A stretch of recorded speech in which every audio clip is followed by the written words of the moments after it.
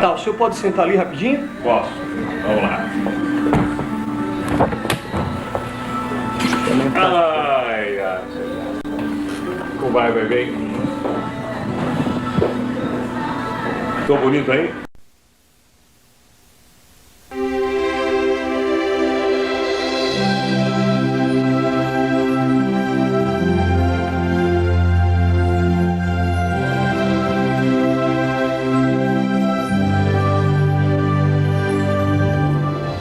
Uma área cercada de mato no centro do Rio de Janeiro.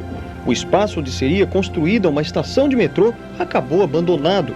Mas há 50 anos a paisagem era bem diferente. Aqui havia uma pequena travessa chamada Bem-TV. Pouca gente conhece, mas os garotos que brincavam pelas redondezas naquela época ainda lembram da pequena travessa. Hoje, eles têm mais de 50 anos. Conheci na Vila Rio Barbosa, ele foi cria daí, mas depois saiu para São Paulo, não apareceu mais. Ficou de comprar o terreno, não compra. Morava família, morava gente muito boa aí. É que a pessoa onde morou, ele não esquece, né? Que geralmente ele está afastado, mas foi praticamente a infância dele toda aqui, né? Ele relembra, né? Ainda tem colegas dele que trabalhavam com ele de camelô, que ainda vêm tomar cerveja aqui. Foi nessa vila que há exatamente 70 anos nasceu o homem que mudou o domingo de milhões de brasileiros. O Silvio era assim um verdadeiro ídolo em São Paulo. Ele tomava conta das noites, das tardes de domingo. E era uma coisa impressionante. As pessoas não saíam de casa, as pessoas ficavam em casa, né? Era famosa até a macarronada do domingo por causa do Silvio Santos, né? Com ousadia e um destino vitorioso, ele criou um estilo na televisão brasileira. Falante do jeito que ele é até hoje. Seu Sênior Abravanel.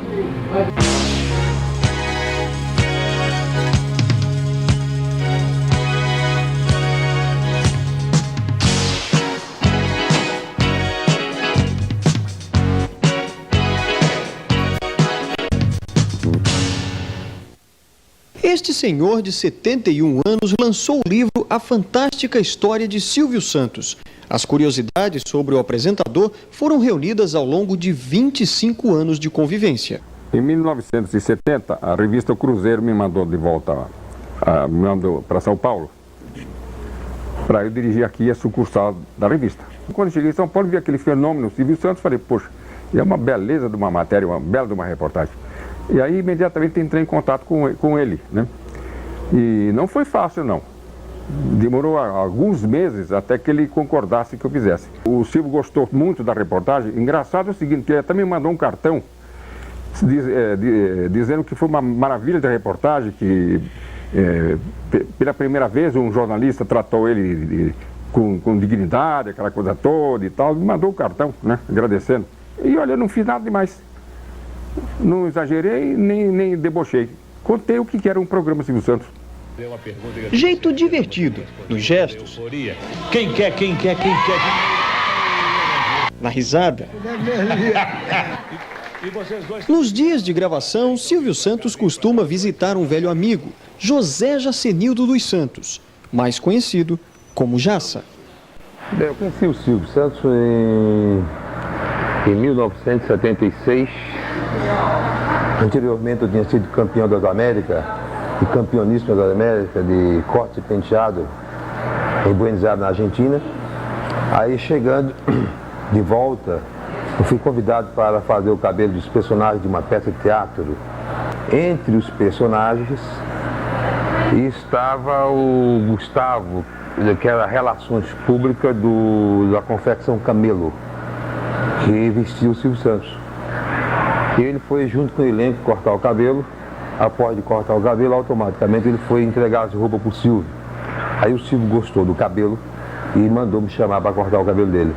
Assim começou a nossa amizade.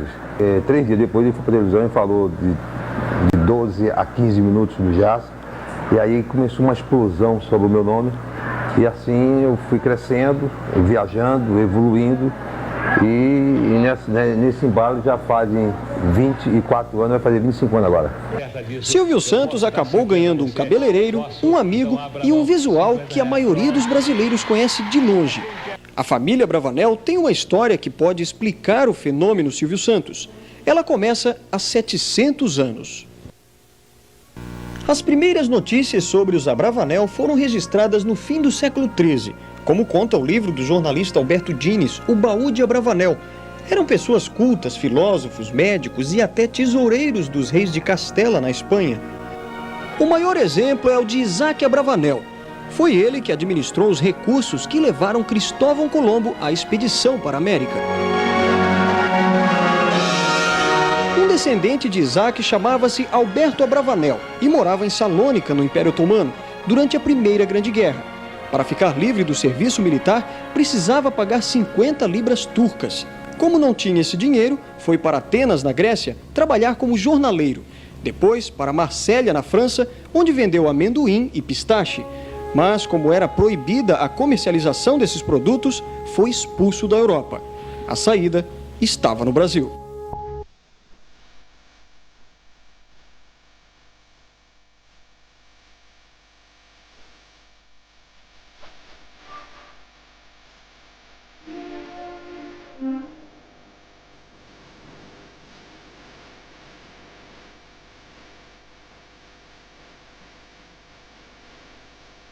No Rio, Alberto Abravanel juntou dinheiro trabalhando no cais do Porto e montou uma loja de artigos para turistas. Casou-se com a imigrante turca Rebeca e tiveram 6 filhos. O primeiro nasceu no centro velho do Rio, na travessa Bem-te-vi. O nome dele? Cenoura Abravanel. A habilidade para as finanças e a mesma sorte dos Abravanel de 7 séculos atrás estavam ressurgindo.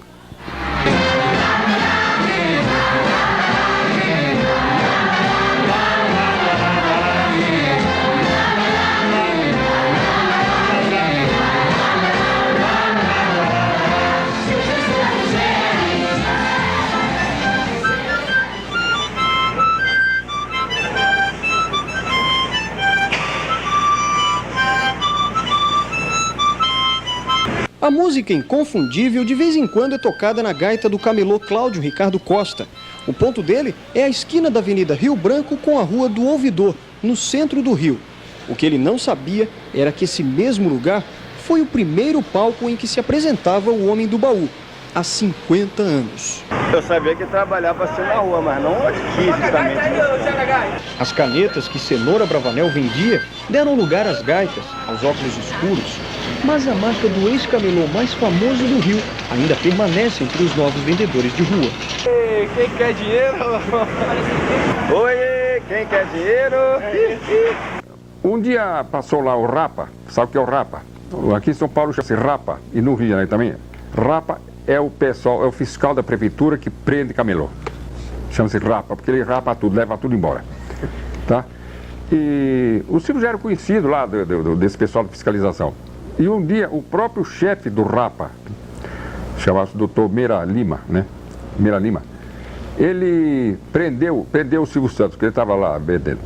Mas ele conhecia o Silvio, sabia que ele era estudante, sabia que ele tinha uma família, entendeu? Sabia que era um rapaz correto, não tinha prisão, não tinha tido prisão nenhuma.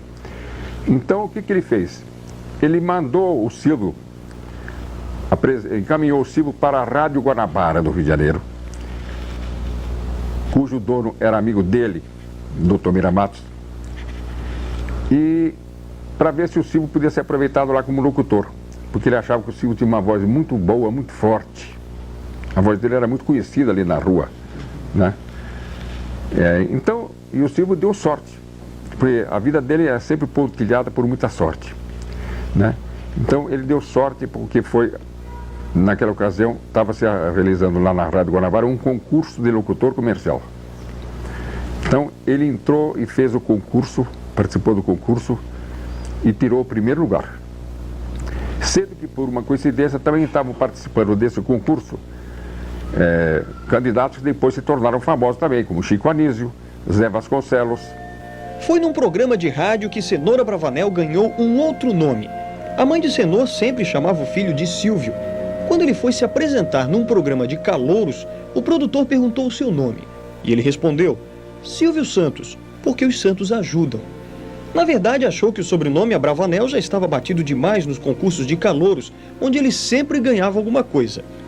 Foi assim que ele entrou, então, no meio artístico, como locutor comercial da Rádio Guarabara. Deixou de trabalhar no rádio, porque ganhava pouco, então ele ganhava por dia, como camelô, ele ganhava quase tanto que ele ganhava por mês lá na rádio. Mas aí chegou aos 18 anos, ele teve que fazer o serviço militar.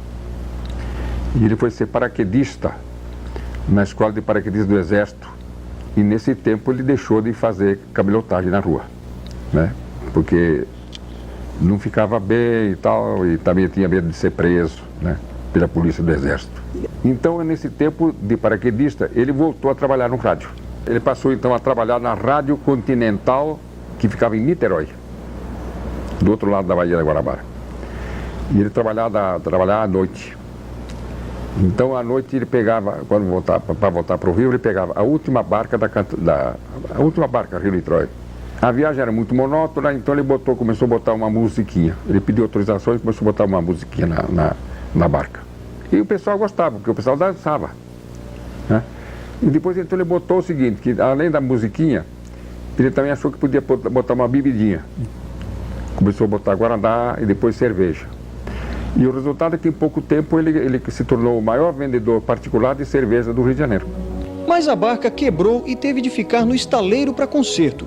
Foi quando o diretor da Antártica convidou Silvio Santos para conhecer São Paulo. O futuro estava lá. Apareceu um camarada lá, propondo ao Manuel de Nóbrega um negócio, que era o seguinte: vender brinquedos para ser entregue no final do ano. Então o cliente pagava prestações e retirava a caixinha de brinquedo, o baúzinho de brinquedo, no final do ano. E eu era um alemão e propôs esse negócio ao Nóbrega, o Nóbrega topou. O Nóbrega era muito puro, muito ingênuo, não entendia nada de negócio. Então o que aconteceu? Quando chegou no fim do ano, o alemão passou o Nóbrega para trás. Aí pediu ao Silvio para ir lá segurar a barra lá na loja onde o baú funcionava, que ficava aqui no centro. Ele foi lá, começou a atender os clientes e coisa e tal, e conseguiu convencer os clientes a não irem na polícia, a não apresentar queixa contra o Nóbrega, que o Nóbrega tinha sido ludibriado, né? Que o Nóbrega ia pagar todos, ia corrigir tudo. E o Silvio começou a notar o seguinte, que os clientes gostavam daquele tipo de negócio, daquele tipo da coisa de pagar durante o ano todo para tirar o presente no fim do ano. Então propôs ao Nóbrega fazer o mesmo tipo de negócio. Ele vendia os carnês e o Nóbrega fazia propaganda na Rádio Nacional, como tinha feito com o alemão. E aí o Nóbrega topou. E o Silvio começou a vender isso. Nesse meio tempo o Silvio já também fazia shows em circo. Caravana do Peru que Fala. Por que Caravana do Peru que Fala? Porque o Silvio no começo ele ficava meio vermelho quando se apresentava no circo, para falar com o povo. Ele começou a vender muito carnê nesses shows. Ele fazia não só circo, mas também fazia show em praça pública, em cima de caminhões, né? E vendia muito carnê. A ponto de encomendar, fazer uma encomenda assim fantástica de bonecas. Uma bonequinha que ele mesmo desenhou e que mandou a Estrela fabricar. E além de bonecas, ele também ele comprou 30 mil jogos de jantar para uma grande indústria que tinha aqui em São Paulo, chamada Nadir Figueiredo. E as bonecas, ele encomendou 40 mil bonecas, dessas bonequinhas que ele mesmo desenhou. Quando o Nóbrega soube disso, ficou meio assustado. Achou que era uma loucura, né? Que era um passo muito grande, quase uma aventura, fazer um compromisso de uma compra tão grande. Vamos fazer o seguinte: você vai em frente com o baú, eu saio do baú, você fica com o baú, eu caio fora e você não usa mais o meu nome para fazer negócio. E o baú foi crescendo, crescendo, crescendo, através dos anos e acabou sendo isso que você vê. 1961, o baú é um sucesso. Nesse mesmo ano, Silvio deixou de apresentar seu programa na Rádio Nacional e passou a comandar seu primeiro programa de televisão, o Vamos Brincar de Forca, que era transmitido às segundas-feiras, às 9h45 da noite, na antiga TV Paulista, hoje TV Globo São Paulo. O programa se tornou um sucesso e Walter Foster estimulou Silvio Santos a fazer um programa mais movimentado nas tardes de domingo. É que nesse dia a TV Paulista ficava fechada e só abria às 3h30 da tarde para transmitir o futebol. Silvio concordou. Nascia então o programa Silvio Santos.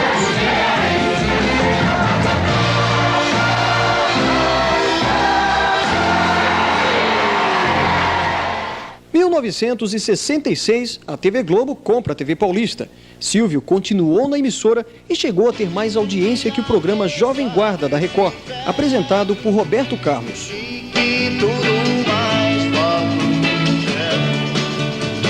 1969, o astronauta Neil Armstrong pisa pela primeira vez na Lua, audiência de 41,4%.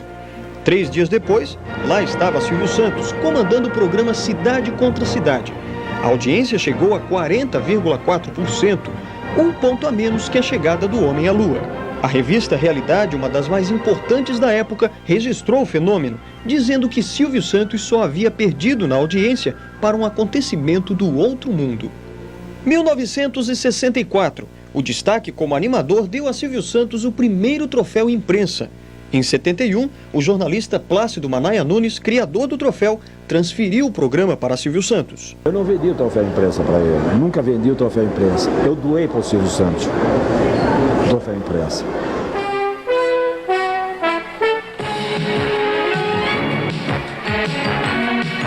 Nessa mesma época, Silvio Santos já tinha uma boa estrutura para produzir seus programas e começou a vislumbrar um canal próprio. Mas a batalha só estava começando. No próximo bloco, Silvio Santos conquista o primeiro canal de televisão e surge o SBT.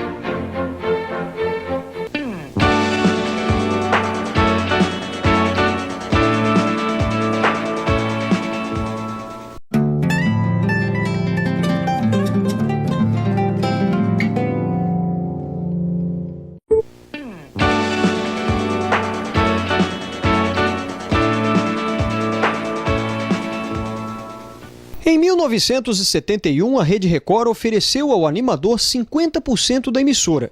Olha, eu sempre procuro fazer os melhores negócios. Eu tô vendo. Silvio aceitou fechar o negócio com a condição de que seu nome não aparecesse, já que estava trabalhando ainda na TV Globo. Mas o negócio com a Record não deu certo. Ao mesmo tempo, o contrato com a Globo estava terminando. O Roberto já tinha ajudado ele quando ele reformou o primeiro contrato na Globo. Em 71, que o Walter Clark e o Boni não queriam renovar, porque já estavam elitizando a Globo, né? Já tinham tirado o Homem do Sapato Branco, né? Já estava o Chacrinha para sair e não queriam reformar com o Silvio. E aí o Roberto Marinho telefonou para o Silvio e disse: olha, eles não querem reformar, mas eu quero reformar. Você continua. Continuando na TV Globo, em 72 o programa Silvio Santos ganhou um novo quadro, A Praça da Alegria, ideia do grande amigo Manuel de Nóbrega.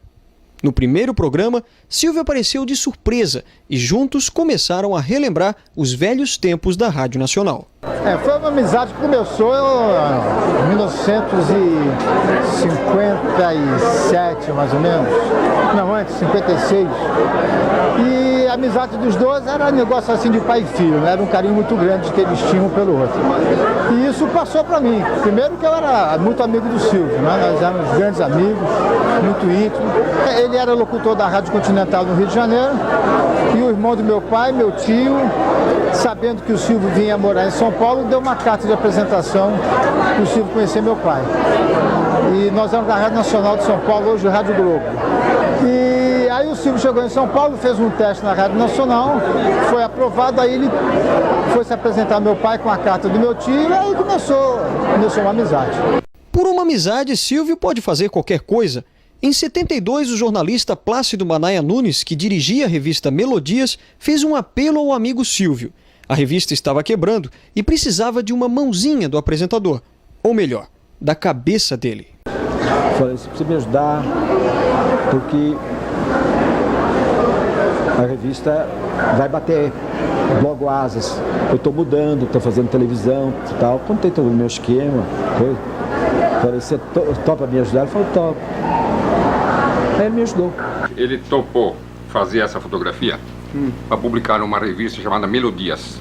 Então o Plácido Manaia combinou com o Silvio de fazer alguma coisa sensacional para vender a revista e salvar a revista.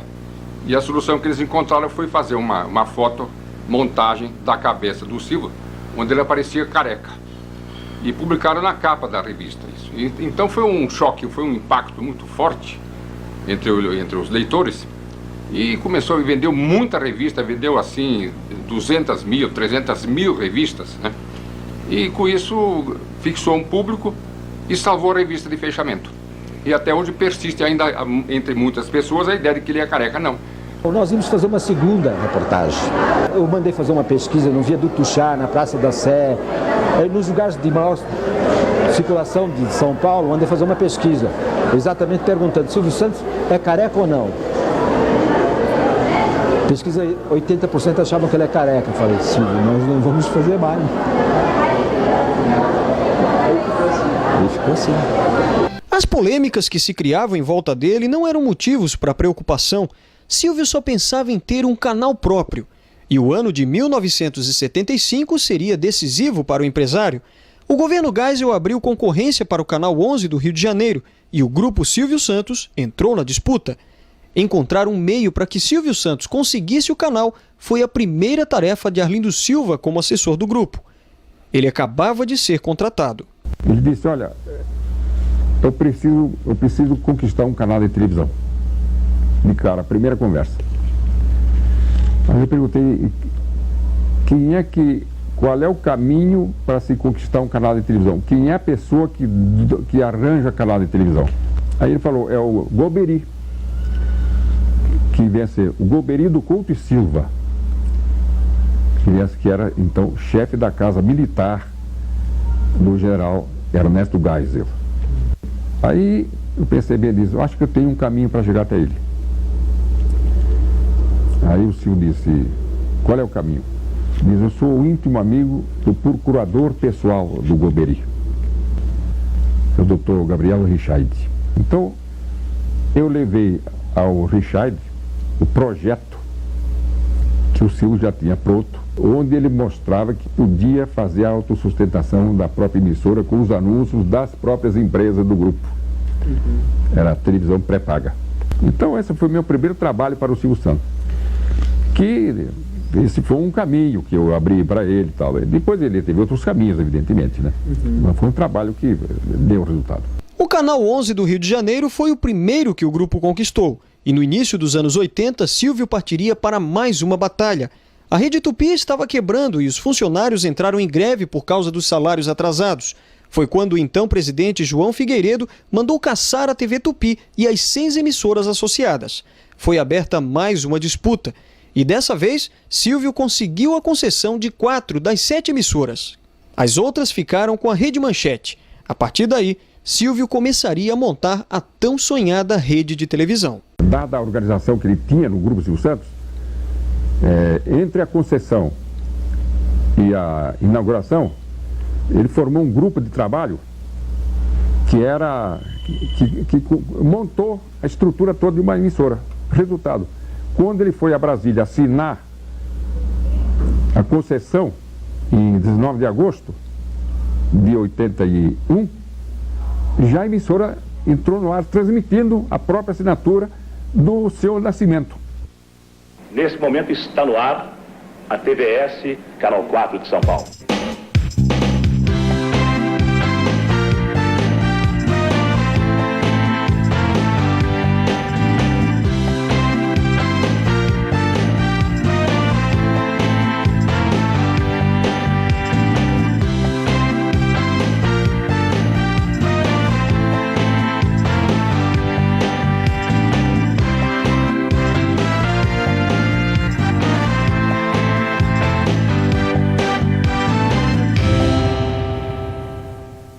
Este é o seu Benedito, tem 70 anos, nasceu no mesmo dia que Silvio Santos, em 12 de dezembro. Ele ainda lembra dos dias em que ficava observando o apresentador chegar nos fundos do ex-teatro do SBT, há 20 anos. Não entrava pela frente, não entrava pelo Belize ao fundo. Estava sempre aqui, daqui de casa, do portão, olhava ele chegar. Ele sair, assim por diante. Eu sei que o povo queria subir, a mulherada queria subir tudo em cima dele, mas ele tinha segurança toda em volta. A coisa que eu me orgulho e gosto do tipo dele é dele ter um auditório somente de mulheres. Nesse momento agradou mais, porque, no meu entender, se era misto, isso era uma briga, a mesma coisa se tivesse um forró. É um Deus nos dará na rua, né? Acho uma pessoa muito inteligente, que muitos gostariam de ser o Silvio Santos, porque eu admiro a inteligência dele. Uma das filhas do seu Benedito mora perto da casa dele, atrás do ex-teatro Silvio Santos. Ela e a sobrinha lembram como tudo começou, antes mesmo de o prédio se tornar o teatro do SBT. Quando ele vinha fazer show no Carandiru, a gente sabia, a gente não perdia, antes dele começar o teatro, né? Antes daí. A gente não perdia o show dele. Nós íamos na caravana do Peru que Fala. Como é que era essa caravana? Era um caminhão aberto, que fazia o palco, e eles ficavam todos lá em cima, e ele fazia o show nas pracinhas aqui, atrás aqui, e lá vinham os artistas e cantavam lá, e aquilo pra gente, naquela época, que era um terreno vazio, foi construído e foi um cinema.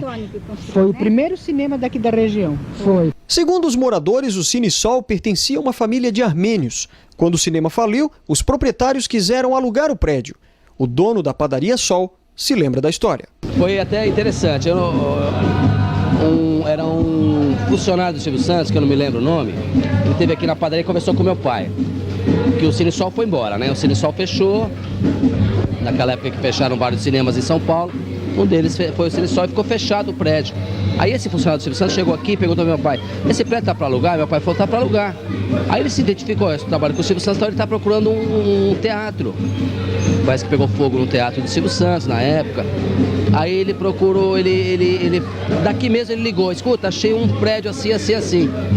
Aí começou aí eles alugaram o prédio do Cine Sol e montaram o SBT. A viúva, que é os proprietários, né, alugou para ele. Alugou. Mas ele, acho que não chegou a pagar, né, o primeiro aluguel, não. Ele já comprou. O Silvio chegava, parava ali, descia, né? E já o segurança ficava esperando ele ali, aí 2 seguranças, né? Aí ele entrava, se tinha gente aí, ele, bom dia, né? Ele batia a mão assim, bom dia, entrava na hora da saída também. Aí a mulherada ficava olhando ele do lado de lá, né? E ele ficava todo feliz quando ficava aquela plateia do lado de lá e dava tchau para todo mundo e ia embora. Para assistir aos programas de Silvio Santos, algumas caravanas vinham de várias partes do estado de São Paulo. Chegavam cedo na frente do teatro e esperavam até às 10 horas, quando o auditório era aberto. Lá dentro, a ordem de Silvio Santos eram risos, alegria e animação.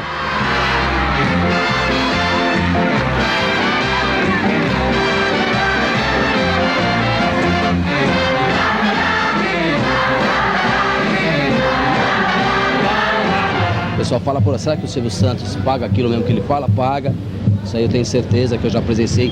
Inclusive na época, quando uma pessoa ganhou um carro, aqui até um detalhe, a pessoa ganhou um carro aqui no programa deles, que eu não lembro que programa que foi, eu comprei o carro da pessoa, foi um Fusca na época. Trabalhar com o Silvio Santos é muito bom porque ele é um empresário rico, né? E a gente está bem empregado porque a gente é empregado dele, né? A gente trabalha para ele. E eu gosto de trabalhar com ele porque, como eu falei, é uma pessoa humilde.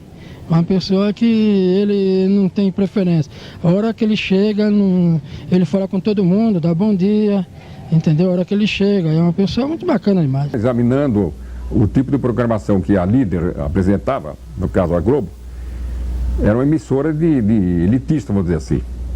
Então eles achavam que televisão é divertimento popular. Eu acho que televisão é divertimento misturado com informação, né? Porque você sabe que só informação, o povo também não aceita só informação, né? Senão, nesse caso, a TV Cultura, por exemplo, seria a maior emissora do Brasil, né? Você tem que misturar cultura, informação com divertimento. Esses programas de perguntas, por exemplo, esse programa que ele faz aí hoje do Show do Milhão, é muita coisa de informação cultural. É isso que é a filosofia dele. Daqui a pouco. 5 perguntas. 5 perguntas. Então agora você se vira. Você é bom jornalista? 5 perguntas.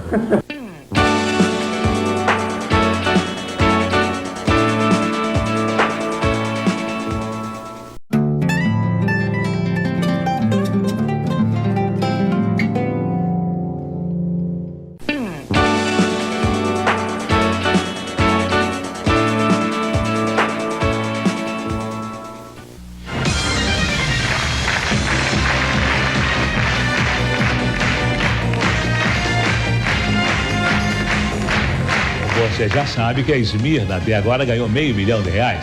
A joia mais preciosa do apresentador hoje não são os concursos de calouros, apesar de que as pessoas comuns continuam sendo as grandes estrelas do show. Uma ideia simples, aliada a um cenário escuro e músicas de suspense, criam expectativa, não só para o auditório. As plateias pelo Brasil afora param para pensar na resposta certa. Certa resposta, mandem. Já ganhou apartamento, viu? 50 mil lá, tá ótimo. Muito bom. O que me chama mais a atenção é que as perguntas, né, que a gente acaba aprendendo, recordando, aprendendo muito, porque é uma coisa que aprende ganhando. Eu acho isso aí. E a gente até alerta a nossa mente, a nossa memória de ver, né, falar, perguntar, e a gente fica aprendendo muita coisa. E além do mais, a gente gosta de ver os outros ganhar, né? Vocês gostam do Show do Milhão? Eu gosto daquilo, eu gosto daquilo. Eu acho que é educativo, o Show do Milhão é 1000, viu? E as pessoas que não sabem nada. É uma escola. Muito bom. Eu gosto também, assisto. Eu acho que é um programa assim que prende, é um programa que ensina, né? É muito interessante, sabe? Ele te ensina, é uma coisa interessante e te prende no vídeo, né? Então e mais ele ainda que sabe fazer as coisas, né? Então é que te prende mais ainda, né? O seu Manuel, dono da padaria Sol, iria gostar muito mais se o Show do Milhão fosse gravado no ex-teatro Silvio Santos. Aliás, era para ele não ter saído. Até o último dia de gravação aqui, o Silvio não queria ir. Aí, não sei o que aconteceu, de repente ele resolveu ir embora. Ele queria ficar sozinho. Ele falou, vocês podem todos que eu fico só. Olá, seu Valdemar. Ele falou assim mesmo, vocês podem todos que eu fico só. Mas de repente ele foi embora, não sei o porquê. Aí veio, depois de um certo tempo, veio o papo que ele ia voltar. Mas não se concretizou até hoje. Com o crescimento do SBT, não tinha jeito. O teatro era pequeno demais para tantos programas. Silvio bem que tentou ampliar as instalações. Dona Margarida sabe bem disso. Eu não sei, eu sei que eu estava na minha casa e chegou um rapaz lá dizendo que era para mim, que ele queria, como fala, o advogado dele queria conversar comigo, né? Já que ele tinha interesse em comprar, né? Toda semana tinha gente lá na minha casa me procurando, né? Me trazendo no SBT lá na Vila Guilherme, né? Para poder conversar com ele, né? Para conversar com os advogados. Vender nossa casa para ele, você venderia a sua? Se ele quer comprar, você venderia a sua casa? Aqui eu venderia, só que é o seguinte, a palavra que eu falei para ele, eu não sei o que acontece com a vida dele, até hoje é um mistério para mim entender por que ele, na hora que eu falei, Silvio, mas foi a casa que eu nasci, parou a negociação todinha. Então ele continuou. Agora foi quando ele, depois veio saber que ele já tinha um negócio lá no Jaraguá, né? Ele construiu lá e para lá ele foi. O complexo Anhanguera deu outros rumos para a emissora de Silvio Santos. Com tecnologia de ponta, cada estúdio tem estrutura independente de produção. Isso permite que vários programas sejam gravados ao mesmo tempo. A cidade da televisão do SBT custou cerca de 120 milhões de dólares, mas é apenas parte do império do animador. Hoje o Grupo Silvio Santos possui 34 empresas, que juntas faturam 1 bilhão e 600 milhões de reais por ano. A liderança capitalização que administra a Telecena é a mais lucrativa, fatura 534 milhões de reais por ano. O SBT vem logo em seguida, 479 milhões. O Banco Pan-Americano entra com cerca de 260 milhões de reais. E o Baú da Felicidade Utilidades Domésticas é responsável por 173 milhões do faturamento do grupo. Com o crescimento cada vez maior do SBT, esse bolo deve aumentar ainda mais. É bom ou não é? Hoje o SBT se encontra numa posição de vanguarda, onde você tem um crescimento não só de faturamento como de audiência. Hoje nós somos o segundo lugar absoluto, né, de audiência e de faturamento, e o SBT prevê fechar o ano de 2000, este ano que agora estamos se aproximando do final, com faturamento em torno de 650 milhões, que é um faturamento altamente positivo e que representa um crescimento em relação a 99 de mais de 30%. Então o SBT demonstra que neste avanço, aquilo que eu lhe falei, em 3 anos, nós estaremos dividindo a liderança e o faturamento com a líder, que é a Rede Globo Televisão. Quem quer uma telecena? Se a ideia do apresentador era se aposentar aos 70 anos, isso já não vai acontecer mais. Nunca o SBT esteve tão ligado à imagem do apresentador. É claro que a saída a eventual, presumida saída do Silvio Santos, ela abala qualquer lugar que ele estiver. Mas isso é uma hipótese pouco viável, porque o Silvio, ele tem dentro do SBT espalhado o seu sentimento, a sua alma, o seu sangue. Ele passou para cada um de nós, para cada um dos funcionários, a forma de trabalhar e de pensar a televisão. E o SBT vive essa inspiração do Silvio. O SBT busca a liderança não apenas por uma vaidade, não apenas por um posicionamento pessoal dele, mas porque há na empresa um sentimento de que o país precisa de um veículo e de mais alternativas para a população. E o SBT hoje vem demonstrando o seu crescimento através de uma rede consolidada, com 102 emissoras e com uma audiência altamente definida, onde a diferença com a líder nunca esteve tão próxima. Silvio Santos faz questão de cuidar dos negócios de perto. Essa posição não permite que o empresário conviva entre amigos. Não, porque o tempo dele é preciosíssimo. Ele dirige uma infinidade de empresas. Os próprios diretores das empresas dele têm dificuldade para falar com ele. Eu era muito amigo do Silvio, né? Nós éramos grandes amigos, muito íntimos. Depois a vida afastou um pouco a gente, porque ele cresceu muito, né? Ficou... E a vida é uma pirâmide, né? As pessoas, quanto mais sobe, mais espremidinho vai ficando, até que acaba ficando sozinho. Este homem que está no ponto alto da pirâmide é também aquele que mais vive cercado de pessoas. O palco, para ele, é o grande jardim de infância dele. É onde ele consegue se divertir, se distrair. É o relax, onde ele faz o seu relax. Entendeu? É o palco. Hoje, o bairro Carandiru não é mais o mesmo. Eu só defino uma coisa que eu falo para todo mundo aqui. Depois que eles forem embora daqui, aqui virou um cemitério. Que é tudo, cada um na sua casa e... Tem mais. É assim, é triste, é muito triste aqui. Ficou triste aqui. Ai, faz falta aquilo lá pra mim aqui. Agora perdeu o valor, né, aqui, né? É porque tá vazio. Leandro mesmo, da última vez que eu vi, ele passou ainda, cumprimentou o Zé, como vai, senhor? Tá bom? Leandro. Era muito legal. Agora, as nossas casas perdeu o valor. Perdeu tudo. Perdeu porque tá vazia aí, olha você vê. Aqui virou um cemitério. Tá ruim, era tão alegre. Era. Ficava o tio Zé, eu às vezes descia pra cá. Era gostoso, era bom.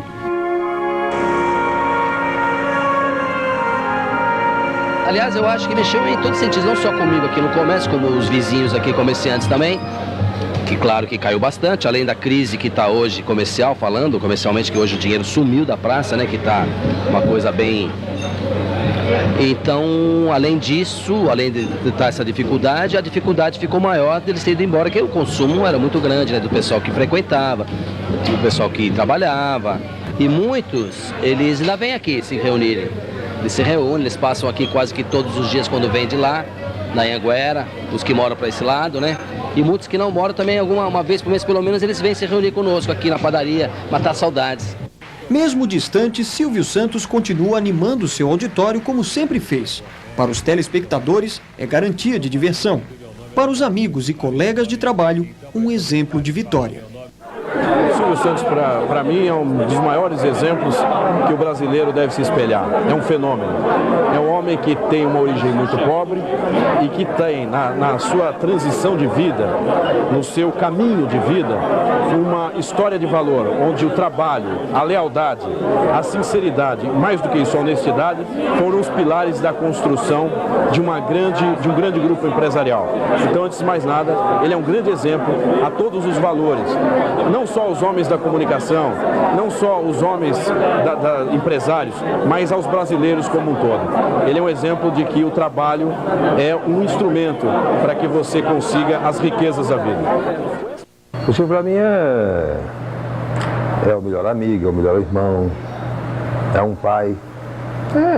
É aquele amigo que todo mundo gosta de ter, né?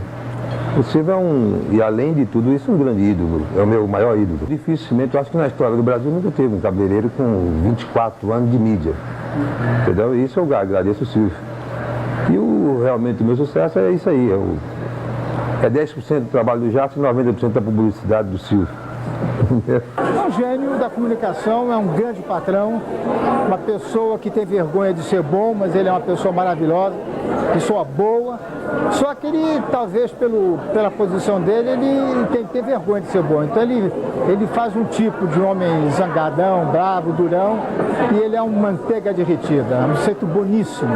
Para você ter ideia, o salário mínimo no SBT é R$600. Acho que isso diz tudo do Silvio Santos.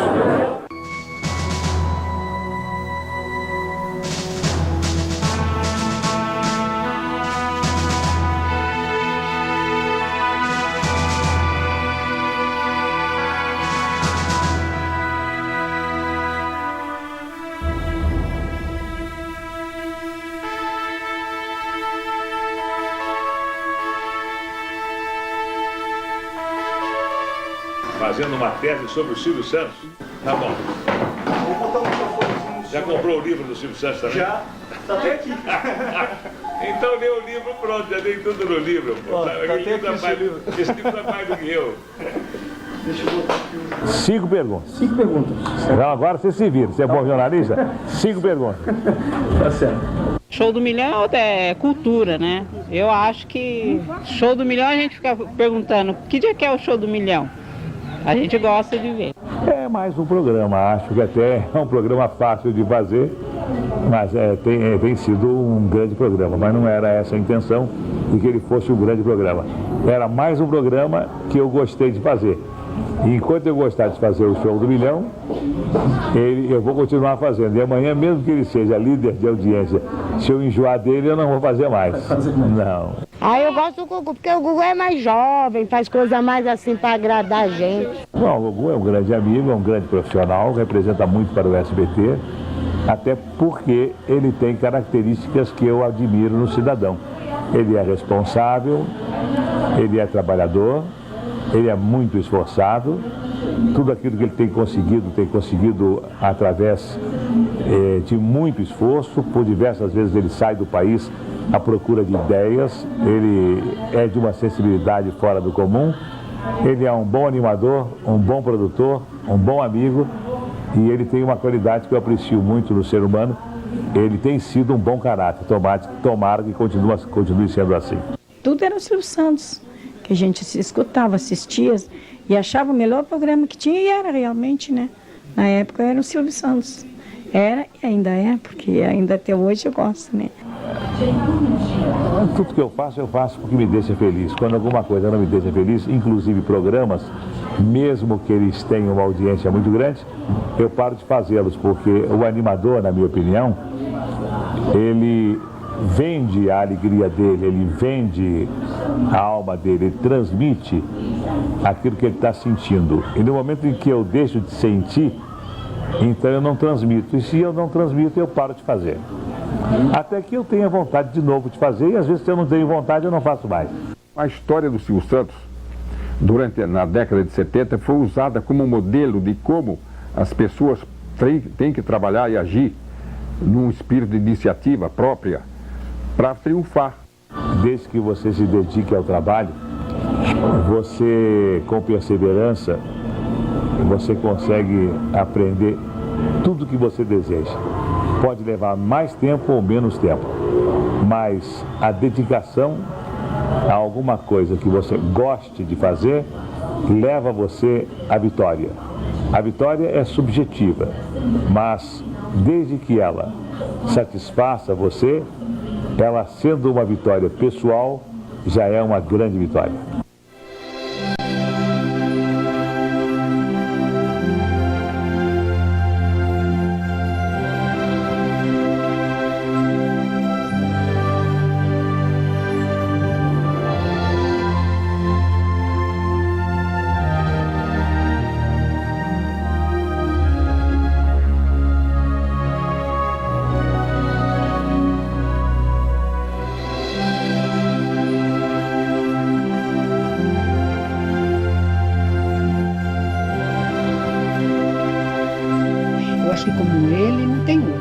trouxe, fez a forma e jogou fora.